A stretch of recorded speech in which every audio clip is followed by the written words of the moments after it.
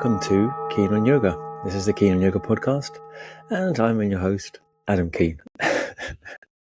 Sounds funny, doesn't it? Anyway, today's topic is the breath. Breath in yoga, breath generally, maybe. What the significance of the breath is to life. Is the breath anything to do with spirituality? Is the breath anything to do with asana? Yeah? Is modern breath work the same as pranayama? Is pranayama done in asana? All these questions I will attempt to answer. Probably not fully, any of them, but I'll give you more food for thought, I hope. And that's really what I'm always trying to do. Just inspire your own inquiry. As I always say, I don't have the answers, but I've got a lot of questions and some ideas about those questions. Before that, maybe come and join me in Malaga this Christmas. I'd love to see you in person. I'm doing a retreat in Malaga with Ellen Johansson.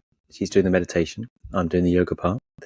And so over Christmas, so if you haven't got any obligations, Christmas that is, then come and see me. It's a week in Malaga. You'll get a bit of sun. It should be sunny. It should be bright. It won't be boiling hot. It won't be beach weather, but it'll be, nice. We're going to have a great time, I think. Other than that, come to the online intensive. It's an online intensive based over 4 weekends, and we're just going to go through a deepening of the practice or different perspectives on asana, different perspectives on yoga philosophy, or maybe on some certain subjects of if you were to be a teacher, if you are a teacher, how that would transpire, etc. Anyway, it'll be a great time. It's the fourth one we've done. I think everyone's really enjoyed it every time. And you don't even have to be there personally. You can always listen on repeat. So you don't have to join in person if you're the other side of the world, for example, and it happens to be 2:00 that we have the live sessions. But we have live sessions, recorded sessions, and you also get my little manual, which I did a book, which I review and edit every year on an asana. And I think, yes, there's other chapters as well, I think, on yoga philosophy and stuff. I tend to write so much and do so much, I forget what I've put where, really. And finally, I'm still working on that hopeful book, and it will be seeing the light of day at some point. It's starting to take shape. So if you've got any other ideas about what you'd like me to write about, or on that note, who you'd like me to interview on the podcast, or what you'd like me to speak about when I do my solo ones, then I'm all ears. So now for the breath. Now, the first part of the breathing in asana, especially Ashtanga, that we probably need to tackle is what is Ujjayi? Is Ujjayi the right breath to be doing in Ashtanga? This question is probably the most asked question I get altogether. Is the breath that we're doing in Ashtanga Ujjayi breath? Now, it certainly was Ujjayi breath from everyone I speak to, the older teachers, that is, when I asked them, what was Pattabhi Jois teaching you? What did he say it was? They said, yeah, definitely it was Ujjayi breath, and certainly it sounded like it was a lot of a heavier breath originally, right? They were breathing more strongly with a lot of sound.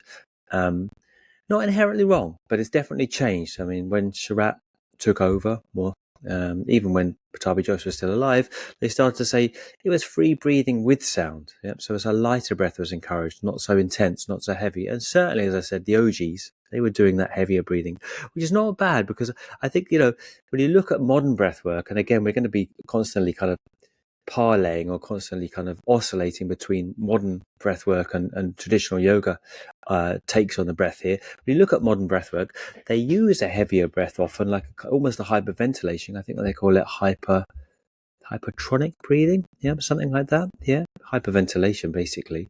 They use it for the purposes of emotional catharsis. So if yoga is, and I believe it is, anything to do with the kind of purging of trauma from the body, which I still believe is synonymous with purging of karma from the body, so the primary focus of asana, then perhaps there is room for that idea of doing an Ujjayi breath in a more forceful manner. But I think that was changed, because generally when people do an Ujjayi breath, when they make a heavier sound, without using the diaphragm, the focus is to make the sound in the throat. And that's not effective. I'm never going to say it's wrong, because it will still probably do something, but it will probably lead to innovation, like to feeling like I'm emotionally overwrought or overstimulated, and rather than have a cathartic effect, rather than having a cathartic effect. So free breathing with sound suggests a freer breath, and where the emphasis isn't on making the sound so much, then the throat isn't contracted. And the throat is a fundamental stimulus response for the sympathetic nervous system, right? Fight or flight. And as soon as you get in that mechanism of fight or flight, your neck will contract. To protect the weakest point in your body is your neck, really, right? Yeah. So that's a key signifier to being in that response. Yep. So you don't want the neck to contract. So focusing on contracting the neck in Ujjayi, albeit a mistaken approach to Ujjayi breath, it tends to happen if you focus on making that sound. Yep. You can do Ujjayi breath, a heavier breath, a bigger breath, using the diaphragm. Yeah. In which case the neck is bypassed, the glottis, the back of the throat, is restricted or narrowed but not contracted. Yeah, there's a big difference between contracting and just restricting or narrowing the aperture. Yeah, and then the Ujjayi breath can be preserved. But my feeling is that seeing that students weren't able to get the diaphragm, that it was just distracting them, in fact, from a deeper process of using the diaphragm, probably the Joyce family just thought, okay, it was better to rephrase this technique from Ujjayi to a lighter breath. Yeah, and so the focus isn't so much on the sound and the unfortunate byproduct of constricting the neck and breathing in the throat alone doesn't end up happening to the majority of people. Yeah, which is probably what they started to see. I mean, obviously in the early students, that Ujjayi breath could be taught probably because there were less students, but Tabi Joyce could make sure they were doing it most thoroughly, most with the diaphragm. But when he wasn't able, because he used to sit down and literally put his hands on people's bodies and get them to breathe into his hands, right? When he wasn't able to do that, then it was natural that the breath would be toned down a little bit, just so it didn't produce this unwanted effect with most people unable to maybe grasp its nuances, which is diaphragmatic breathing with sound, not breathing in the throat to make a large sound. Is that clear? I know it's quite complicated, isn't it? But yeah, basically, and I should have prefaced the whole thing with this really, when we're talking about the breath, we're talking about the diaphragm. Yeah. The diaphragm is the fundamental muscle of breathing in yoga, and it's the fundamental muscle of breathing when we're thinking about breathing more significantly. I say significantly because normally when you breathe, you're going to breathe using the diaphragm, but with a bunch of other muscles. Yeah. As I mentioned before, I think you'll breathe through the pec muscles, your pectoralis muscles, your chest. You'll breathe with the neck muscles, the sternocleidomastoid muscles. You'll breathe with the intercostal, the rib muscles. Yeah. There's a bunch of muscles that you can breathe with, including the diaphragm as well. But in yoga and in other efforts, other modalities, when we're thinking about the breath specifically, we're going to think about just breathing with the diaphragm alone, because that's the muscle which is significant in the body. Yep. Those other muscles, not to say all muscles are significant, as long as we're in the body, we're emoting. As long as we're talking about muscles, we're talking about emotional responses in the body. Yep. The scalenes, the muscles of the upper chest, I'm thinking particularly have emotional significance. Nevertheless, the diaphragm has particular emotional significance for a number of reasons. One is that it has its close proximity to the vagus nerve, so it's stimulating the nervous system. And secondly, and more traditionally in yoga, the diaphragm basically creates pressure in the body. And yoga, when we talk about hatha yoga, not classical. So Patanjali yoga is talking about classical yoga to still the mind, to stabilize the body for meditation. But when we talk about hatha yoga, which is to use the body to affect an energetic transformation in the body, so yoga is not just a means to an end, but an end in itself. Yeah, the asana is not a means to an end, i.e., not a means to meditation and to calming the mind for meditation. But asana is used in and of itself, as a valid bona fide means to change the thought frequencies in the mind, through the energy of the body. When we're doing hatha yoga, this is what we're doing. Yeah. And when we're doing that, we're thinking first and foremost about creating pressure in the body through the diaphragm. Yeah, that's what the diaphragm does. Yeah, as I mentioned before, the yoga. God, I forget the name of the text now. Yeah, Yoga Valkya. Yeah, it's a good. I think it's that. Sorry, and he talks about Gata yoga, the idea of the body as a pot. You often find that the body is this pot, and you're trying to kind of create pressure in the pot, almost to break the pot open. And that's Kundalini yoga, this kind of rather aggressive or rather violent overhaul of the whole nervous system by kind of forcing so much pressure and energy into the spine that this Kundalini is stirred up from the base of the spine, through the whole of the spine. But I always say we're kind of doing nowadays a Hatha Yoga light or a Kundalini light, in that we're trying to do the same thing, but we're not really trying to awaken Kundalini, or I don't think that's necessarily the best idea in the modern context. What we're trying to do, though, is essentially a similar thing. We're trying to create pressure on the nerves of the spine, through creating an internal pressure through air in the body, and through the nerves of the spine that we're trying to disrupt the mental processes in the mind to create different samskaras, different mental loops. And when you create pressure on the spine, it creates a disruption, because the spine, the energy through the spine, the spinal fluid, it has a vital and interrelated effect in the mind. So when you change the energy on the spinal fluid, it gives a possibility of changing the thought patterns in the mind, or a little bit of space between reactivity, reacting amongst the same habituated patterns of the mind, and space to set new samskaras, new vasanas, new grooves. That's all they are. The mental, we say karma is the imprints of the vasanas or samskaras in the mind. We could say in modern science that neurons that are fired together are wired together. That there's patterns. That there's patterns we get used to making certain synaptic patterns in the brain, and that in order to change them, we can try and change them from the brain itself, or we can try and change them from disruption of the spinal fluid to give a little bit of space between the firing and the results of the mental processes, so we can create new ones, so we can transform. And yoga, as we know, is all about radical transformation, right? How radical is up in the air. As I said, I'm not sure that we're trying to awaken on Kundalini, and because we still want to live in the world, and to do the Kundalini aspect of yoga, which I think is probably a valid and possible happening. I think that probably that's for a different era, or maybe a different person living in the Himalayas. So I'm kind of practical in terms of what we're doing in yoga, but I was still able to really transform and awaken vital change in the mind through use of the body. So how does the diaphragm do that? What's the position of the diaphragm to do with this pressurizing the spine? Well, when we're talking about the diaphragm, we have to use Bandha. We have to talk about Bandha. And Bandha is just a shorthand, just a metaphor for a certain holding of the body in a certain shape. Now, what this essentially does is, by using Bandha, you can create a use of the diaphragm to draw the breath into your thoracic cavity, your upper body, or you can allow the breath to go in the belly instead, and not the upper body. So you've got, as I said in the last podcast that I did on tantric yoga, I think, you've got two basic spaces in the body: your upper body, your thoracic cavity where your lungs are and stuff, and the diaphragm sits below that, and the lower body where your intestines are and all that, your belly, and a space there for the organs as well. Two spaces that hold organs, and you can put the breath into the upper one using the diaphragm, or you can, using the diaphragm, you can change that and you can put the breath into the lower one. So the diaphragm is kind of like a, what's the word in electronics when it changes the one thing to the other? It's not a transistor, is it?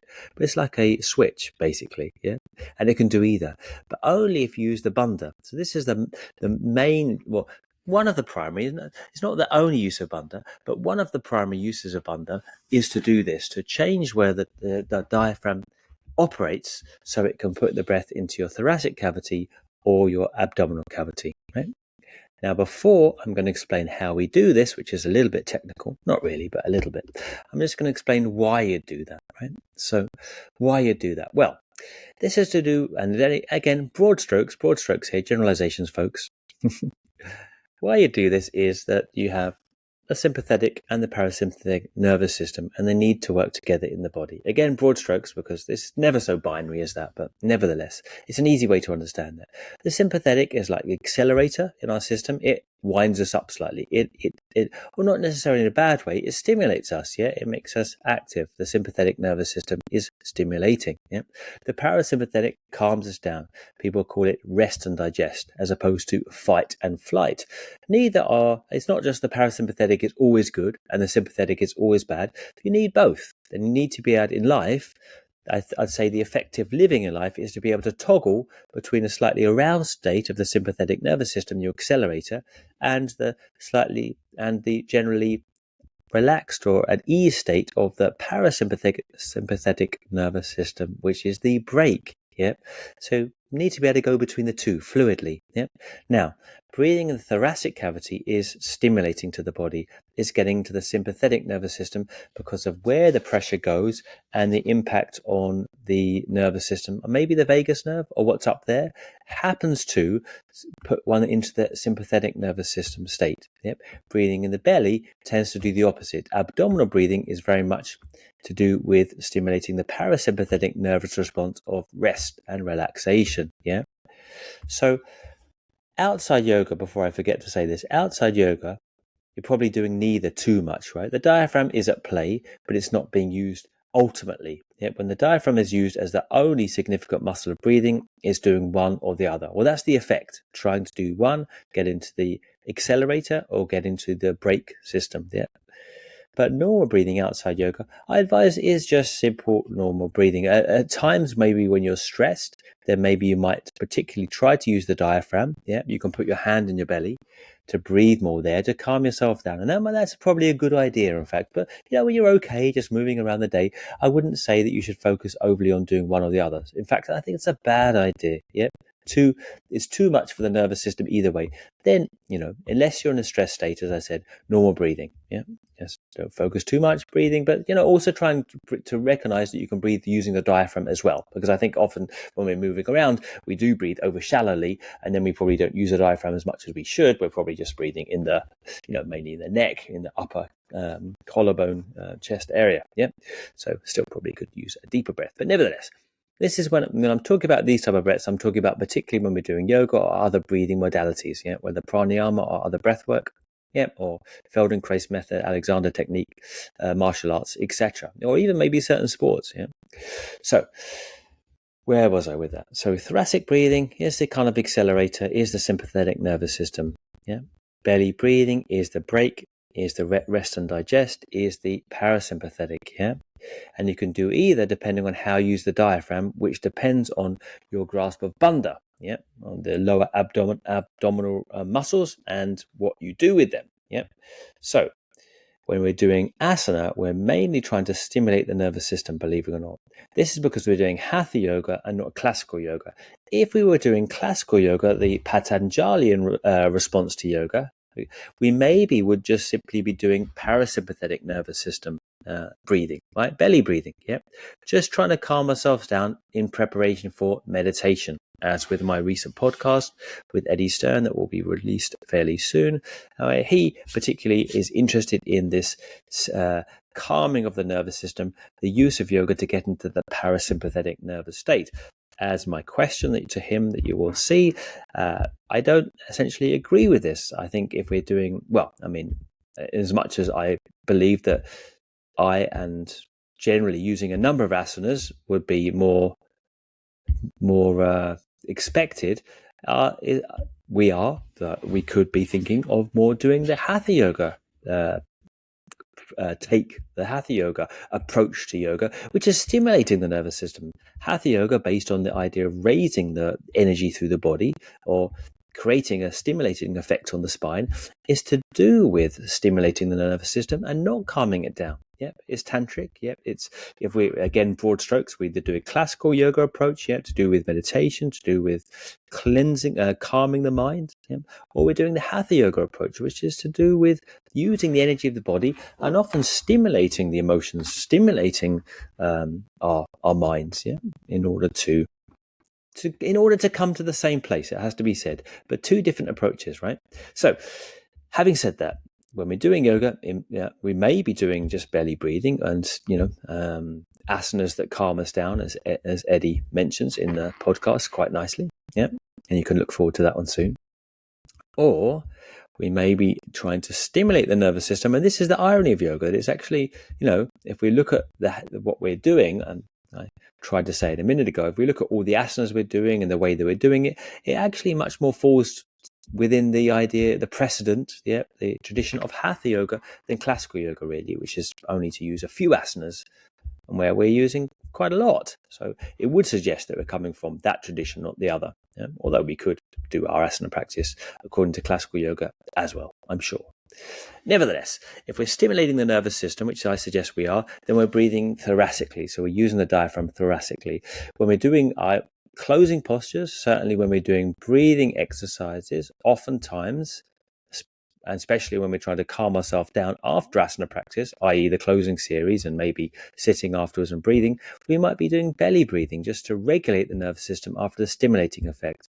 But after all, if asana is at all about catharsis, as I mentioned at the start, using the Ujjayi breath, as a kind of emotional catharsis, which often is the case, right? You breathe heavily and you can kind of expel emotions out of the nervous system, then we ought to be stimulating the nervous system. But we ought to also balance this with the belly breathing or with trying to get into the parasympathetic nervous system, at least at the end of the practice. So I've been experimenting briefly more recently on belly breathing at the ends in headstand, in shoulder stand, just to modify that stimulating response that the asana practice itself is meant to have on the spine, to cleanse the emotions. Because remember, hatha is forceful, almost violent. This isn't, yoga isn't just it is trying to get to peace, but often peace doesn't arrive just simply by peace itself, as you well know. You have to do something dynamic. You have to do something almost seemingly violent sometimes to arrive at peace. It's not just that we can calm down sitting in a room full of candles and nice smells, if only we could. Sometimes you have to do something dynamic to come to peace. You have to go through stuff because there's stuff there that needs to be got out, and to get stuff out, that can be painful. That needs dynamism. That needs, I wouldn't say violence, because violence is always treated pejoratively these days. In fact, it's a negative term, isn't it? But something quite forceful. Hatha, to force. Hatha yoga. I know it also means sun moon, but that's just a folklore etymology, apparently. I'm not a Sanskritist either way. So I shouldn't really be speaking about these matters. Nevertheless, where were we? So we're trying to stimulate the nervous system, and how do we do that? Well, we use Bandha, right? So we're getting in the breath in the thoracic cavity. So that means that we can move the diaphragm downwards. What we're going to do is stabilize the diaphragm so we can move the ribs either side. So we're trying to expand the ribs laterally either side while stabilizing the origin of the diaphragm. Now, I mentioned this briefly at the last podcast, and I think I didn't go through it fully enough. So I want to mention it a little bit more thoroughly here, and not just right at the end as a kind of sub-clause. The diaphragm can be moved from its origin or its insertion. Its insertion is where the muscle ends. The muscle ends at the rib cage. Its origin is in a tendon that attaches in the belly of the muscle, in the middle of the muscle. You know the diaphragm, right? It's an upside down trampoline. You can Google it if you don't know it. So its insertion is the ribs. Its origin is that dome, where there's a tendon at the end. Right. So you can move it from either end. So if you stabilize the origin, which is the belly of the muscle, the upside down trampoline bit, if you stabilize that bit by use of Bandha, by your transverse abdominis muscles, and maybe a little bit of Mula Bandha action as well, perineum, if you stabilize that bit, then you'll move it from its insertion, which is the rib cage, and then your thoracic breathing, Or you can stabilize the origin, means that you stabilize the insertion, means the rib cage, and you move from the origin, right? So the rib cage is held, and you can move from the diaphragm pulling downwards, and that's belly breathing, Should I go through that again? Right?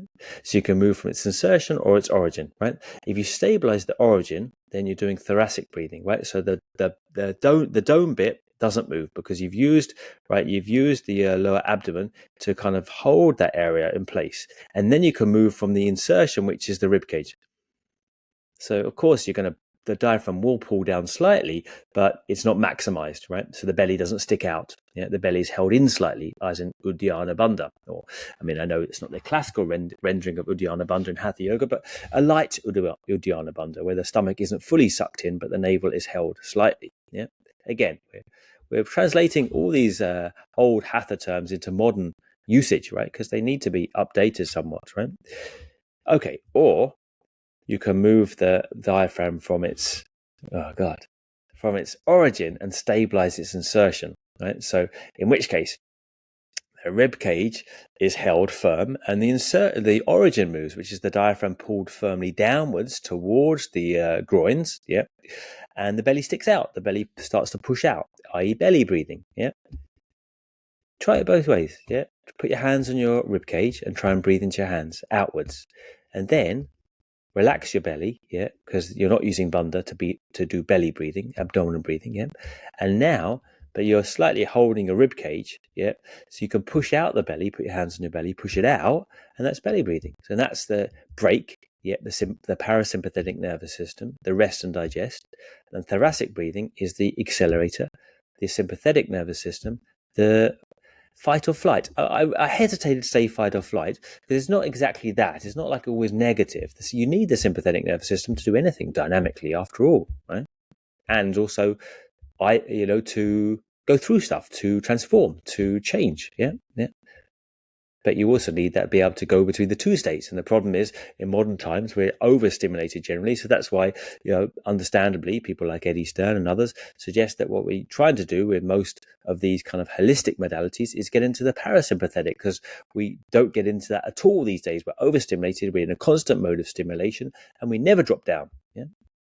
So the question is generally to try and balance that. But nevertheless, I still feel that in the yoga, this type of yoga, we are able to go into stimulation, and better then to go back into the parasympathetic rest and digest state after going to light stimulation. If we feel overstimulated, then we've done it too much. We're engaging with the techniques too much, and we might just soften those off a little bit. I breathe a bit lighter, yep, and not use the technique of thoracic breathing so strongly. Yeah. Okay, so I hope that's made it clear a little bit, and the use of Bandha in breathing, and how without the Bandha, the diaphragmatic breath is impossible, and without the breath, I'd say to a greater extent, Bandha is kind of it's kind of irrelevant. I mean, after all, Bandha isn't a thing in itself. It's no magic formula. It's no magic contraction of any area.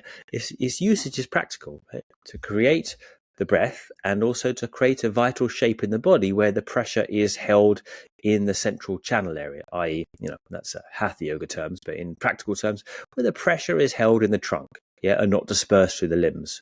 So Bandha just means really the right shape of the body when doing asanas, when the body is pulling together and not just stretching outwards into a joint, creating laxity, creating weakness at the joints, yeah? So again, Bandha is nothing special. The lock or the seal is really an inappropriate usage of its term, and it's much more about areas of awareness and creating vital areas of awareness that go together in the body so the body pulls together. Maybe I'll do one on Bandha next time because there's a lot more I can say on that still, right? Okay, so we've covered quite a lot of ground here, and I hope it's been fairly clear. I just want to say a couple more things before we finish off. One of them will be about Vinyasa. So we talked a little bit about Ujjayi and the conflict of Ujjayi, and I'd like to hear your thoughts about use of Ujjayi. It's not that I'm against Ujjayi whatsoever. It just has to be done with the diaphragm working, and you can breathe heavier, you can breathe lighter, and you know what? I don't think that we're always aiming to have this balanced breath in practice like people say, right? Oh, the breath should always be smooth and long. It should always be equal. We should even aim for the breath to be equal all the time. I don't believe that's the case. I mean, certainly anatomically in some postures, they're going to be more challenging than other postures. If you're doing back asana and arm balance, for example, you're not going to feel exactly the same about the breath as doing Paschimottanasana, yeah? So the breath is naturally going to reflect what the body's doing. And I think we're trying to get, in a certain sense, more naturalized in the body. So we shouldn't try and force the issue to make the breath the same. Yeah. That's my personal opinion. And secondly, we're going through a cathartic process. After all, we're trying to go through some emotional cleansing in the body. So the breath will change, right? It will become ragged. It will become somewhat uneaseful. That's the whole point. So we're going through stuff. So we're not trying to fight that. We're not trying to go into it and indulge it even more, but we're not really trying to pacify and make the breath equal necessarily either. It's trying to show us something. It's trying to show us something so we can let go of it sometimes, So the breath will reflect that process of stuff coming up and stuff then being able to be let go of, rather than trying to force or suppress its natural cadency, its natural rhythm. Yeah. So breath doesn't need to be equal all the time, in my opinion. Let the breath be as it is. Just make sure you try and breathe from your diaphragm. Yeah. Okay. Where was I going with that in Vinyasa? Oh, the idea that Vinyasa is make this kind of exact beat. Well, there's essentially a rhythm is really important. And Vinyasa, I think the byproduct of the idea of Vinyasa is it does create a rhythm in the body. Then another modern research was done on the creation of rhythms in the body and how that affects the patterns in the brain, and how you can also affect new change in the brain by creating a certain rhythm on the body, right? I think it's important, and I think if you look at all indigenous cultures, they all have the use of dance and a rhythm. Yeah, so something very important about that and the vinyasa and creating some kind of flow or rhythm in your body. Nevertheless, the fundamental use of vinyasa is to be aware of that breath. Now, how do we do that? It's not just simply to be aware of the breath and the counting of it. Counting is really neither here nor there. It happens that the counting is structured on an open posture and a closed posture. For example, upward dog, I say, is an open posture in as much as is an extension. Yeah, you're opening the chest. And downward dog, the other part of the vinyasa, is a flexion or a closed posture, putting together. And that mirrors and you're constantly in Ashtanga anyway, in many yogas, you're going through this upward to downward dog, to sun salutation, hands up, to fold forward. Constantly these two different patterns in the body between extension and flexion, yeah. And that mirrors the diaphragmatic movement. Yeah, because when you inhale, yeah, and you're an upward dog, for example, the diaphragm pulls down, yeah, and it takes you into extension. When you exhale, the diaphragm pulling in, it naturally takes you into flexion. So you see those movements in the body, they mirror the more subtle process of what the diaphragm's doing. So they show you that, yeah. That vinyasa ultimately, and Krishnamacharya, remember Krishnamacharya is very interested and very, let's say, definitive about the importance of vinyasa, but he didn't have the same sequences as we do now in the Ashtanga anyway. He suggested many different sequences. So it wasn't like there's a certain vinyasa count that he cared about. After all, we're not doing a magic spell here. What he cared about was the use of these two bodily positions and what it meant, because he counted everything, remember, from Samastitihi, from sun salutation A. Yeah, so you do the whole sun salutation and then into the posture, as it's done in modern day Ashtanga, because he's trying to show these two different positions of the diaphragm and get people into using the diaphragm. Yeah, so that's the use of vinyasa, as well as being aware of the start and end of the posture, as Eddie Stern again mentions in his great book, One Simple Thing. Vinyasa being the awareness at the start and awareness at the exit of the posture. Yeah. But other than that, I would add to it, to his definition of vinyasa, which I think is an excellent one. It is being aware of these two opposing diaphragmatic movements. Yeah? Even when you enter a posture, for example, when you're doing Paschimottanasana, inhale, you take the foot or take the toes, look up, and you're in extension. Exhale, when you come into it, you're in a little bit of flexion. Yeah. And then when you finish it, you go inhale, look up, extension. Still holding the foot, because there's an extra count here, right? Still holding the foot, you exhale, and you go into a little bit of flexion. And then you release the foot and you jump back. Yeah, so every single movement is playing between these two movements of the diaphragm in the body. So that's the use of vinyasa. Anyways, again, probably could do a whole one on vinyasa, and maybe I will at a later date. And you let me know what you'd like me to talk about more, if anything at all. Perhaps you'd just like me to be silent. Anyways. Okay, moving on to pranayama. So a few other questions that I mentioned at the start, I should at least attempt to address here. Now, pranayama, are we doing a pranayama in yoga? Well, what they realized at the start of the 20th century, because before Krishnamacharya and a few of his contemporaries, there was only a few asanas and pranayamas in those asanas because they weren't challenging positions. But as soon as you switch to doing a challenging yoga practice, with many asanas and some of them very dynamic, you couldn't do pranayamas in those postures anymore. Imagine trying to do a pranayama throughout an hour and a half of practice, even one pranayama. That would be very tough, right? It would probably kill you. So they created basically, I think, Sri Yogendra is the first person to name it himself, seeing this problem that he faced. What's the breath now? If it's not pranayama with a few sedentary asanas, what's the breath now? He created what he called rhythmic breathing, which is later maybe what we could call yoga breathing, which is essentially that what I'm talking about today, use of the diaphragm and use of a rhythm in the body. And yes, it's not a certain pranayama anymore. It's just deep breathing and rhythmic breathing. Yeah. So, having said that, is it a pranayama we're doing? No. Is it a special breathing we're doing? Yes. should we be, and I'm just trying to think of other questions that often come up, around the pranayama question, right? Which is a big one these days.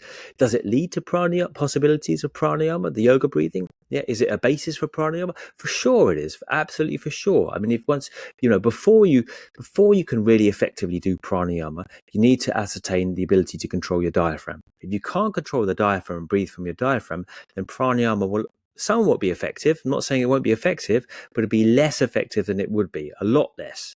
So my perspective is first understand the diaphragm and then move on to developing the pranayamas, or do a bit of both, right? But really focus on trying to get the diaphragm, because it'll make your pranayama a lot more effective. Yeah. But is the breathing in yoga enough? Well, for some maybe, for others no. What were the original uses of pranayama? Well, to raise kundalini, really. So are we doing that now? No. Other uses of pranayama? Well, it was actually as a kriya, as a shat kriya, right? To cleanse the body from either breathing infections or respiratory problems, or either cleanse sinus problems, clarity in the head, pressure in the head, the breath. So you look at lots of things like Bastrika, Kapalabhati, or things like Sitali, cooling breath, trying to cool the body down, right?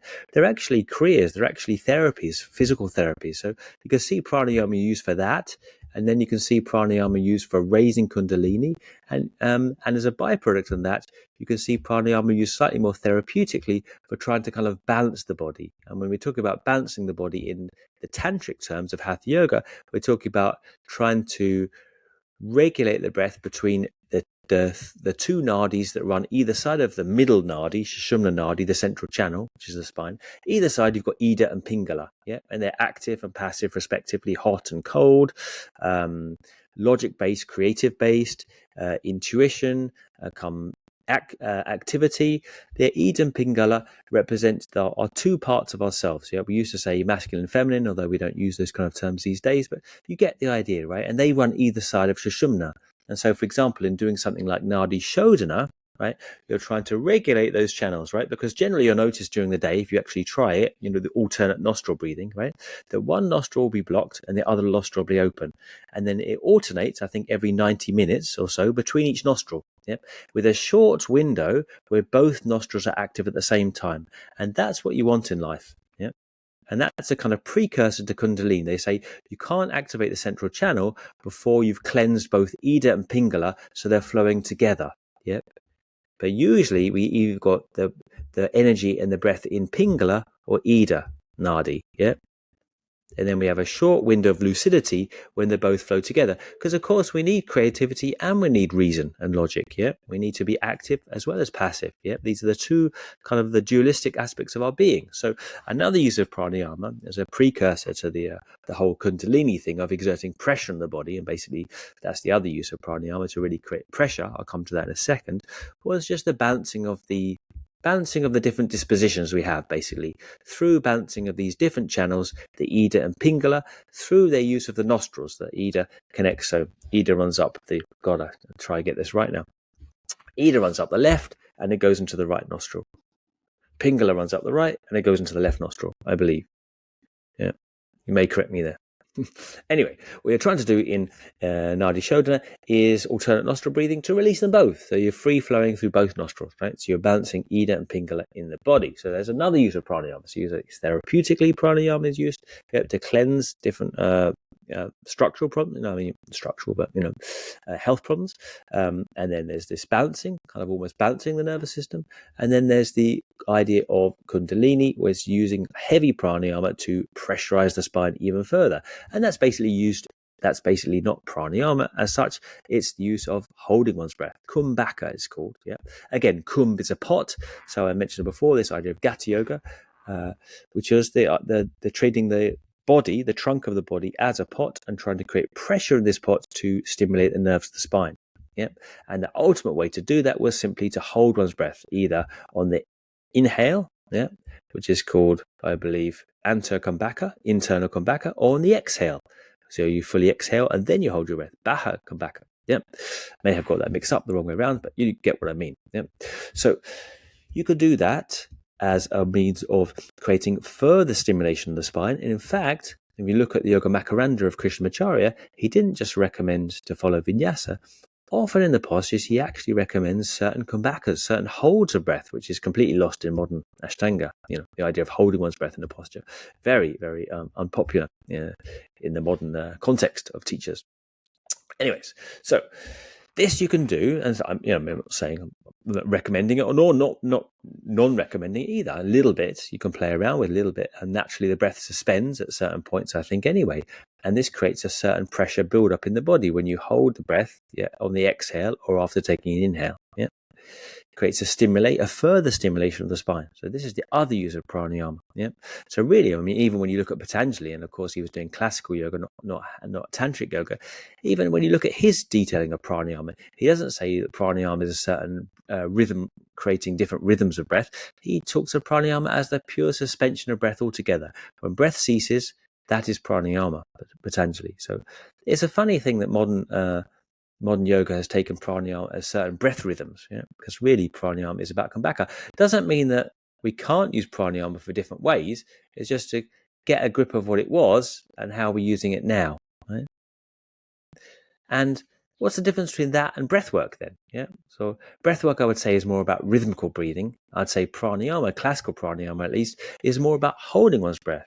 Kumbhaka in the end. You've got to be careful about holding one's breath too much, because of course it causes this pressure in the body, and that's why people used to warn against pranayama. They're saying, it sends you crazy, all this stuff. I mean, it doesn't send you crazy, but it can definitely give you overstimulated nervous system, because that's what it does. As I mentioned, it creates more pressure on the spine to do that, right? Breath work, I'd say, is really helpful. It's to do with playing with the breath to stimulate or to relax the nervous system more through patterns of the breath. Obviously, if you take a longer inhale, that's more stimulating. If you take a longer exhale, that's more calming, right? So then you've got the things like the 4-4-7 breath or the box breath, just designed to either aliven you a little bit or calm you down, generally to calm us down, because we need more calming down. So pranayama, is it part of asana work? Not exactly. Is asana work a kind of foundation for pranayama? Well, according to Krishnamacharya in the Yoga Makaranda, certainly he was all about the kind of stepping up from asana in the kind of Patanjali yoga ladder model of stepping it up from asana to pranayama. As a natural development from the kind of work done in asana, right? Did I leave anything out there? I know it's been a rather whistle-stop tour of ideas of use of the breath, and perhaps on a more pragmatic note in the ending, where people, to kind of meet some of your questions at the pass, as it were, I might say when to do pranayama. I believe it's a good idea. It helps you get into the diaphragm. Do you have to do it? No. Is it helpful? Possibly yes. Do I like it? Certainly Nadi Shodhana and certain relaxing breaths. The alternate nostril breathing, I think, is excellent.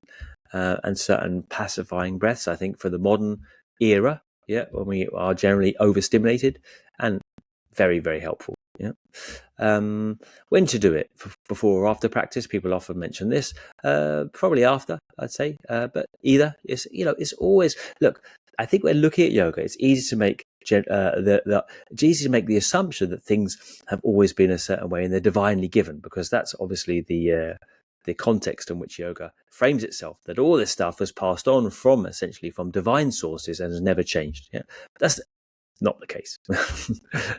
It's been hugely innovated and changed, and experiments have been done, and depending on the person, different things are necessary. Ultimately, yoga is your experiment, just as it was Krishnamacharya's experiment. Remember, Krishnamacharya, who's really the father of what we're doing now, synthesized all this stuff. I mean, what I mean is he was syncretic in putting all these different yoga traditions and trying to put them all together. He was trying to put Patanjali with tantric yoga, right, with therapeutic uses of yoga, right, to heal the body. He was doing all of them at the same time. So he was doing meditation. He was doing the Patanjali stuff of trying to calm the mind and going to meditation. And he was doing tantric yoga of trying to stimulate the body to awaken kundalini. He mentions this as well. And he's also doing stuff about yoga therapy, right? How to heal illnesses of the body. And he's trying to put them all into one, right? Innovation has always been the case in all vital living traditions, because we're constantly changing. As long as we're living, we're an organic changing system. So whether you do pranayama before or after is really your experiment. I would say usually it's recommended after half an hour after practice. Do a little bit of pranayama. How you do it, don't overstimulate yourself. Don't hold your breath too much. That's not necessary. Yeah, be careful. Build up slowly. Do you do the Ashtanga pranayamas? They're in the back of Lino Miele's book in Ashtanga, by the way. No, I think most teachers felt they were way too intense, way too over the top. So I would recommend some lighter, more gentle pranayamas, personally. Do you need a teacher for this? Possibly. I think it's quite helpful. But ultimately, when you've got your diaphragm engaged and you can fully understand you can breathe in your diaphragm, then I think that you're much more free to experiment and to develop them on your own a little bit more, right? That's the diaphragm. But they do need a helper to get the diaphragm involved, possibly. Is that really fundamentally useful to use asana to do so? Yes, I think that asana really was playing with this vinyasa, these two movements of the body, really helps you to grasp that the diaphragm is at the center of this all of this. The whole process is about breathing, is about the diaphragm, yeah, and then what that does in the pressure in the body, yeah. Anyway, I hope that gives a few ideas. Please get in touch with any other questions. Please correct me if I stand needing for correction in any form or fashion. Again, my disclaimer is I'm just trying to provoke more interest and inquiry for us all. Yeah, I will probably go away and look up a couple of things that didn't come to hand on this podcast just as soon as I get off. So I hope you've enjoyed it. We'll be back next week with another guest, of course. And in the meantime, maybe look up those coming to a course or workshop. I'd love to see you, of course. Or there's always the online intensive if you can't make it in person. So let me know what you think of that, and let me know if you want any other different topics discussed. And I'll see you in a couple of weeks, or I'll speak to you in a couple of weeks here. Thanks for listening. Bye for now.